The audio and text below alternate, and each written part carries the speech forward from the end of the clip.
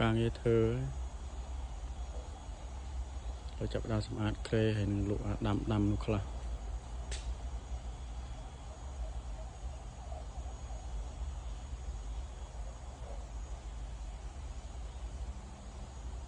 ដល់ថ្ងៃទៅផ្ទះនៅ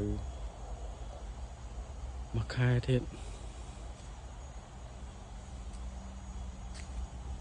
មើលការ៉េសម្រាប់ការអញ្ចឹងយកមកដាំលក់លុយមកកណោ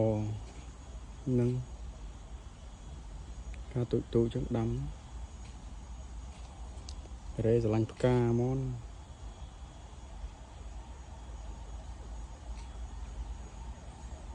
ការស្រុកយើងដូចផ្កាកពេញពួយអញ្ចឹងតែមានណាយកមកលក់យកកែច្នៃអីមានណាទិញនេះស្តៀងផ្កាកពេញពួយ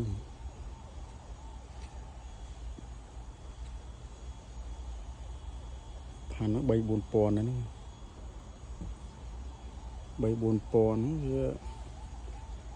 មកចិត្ត20000ដូចយើង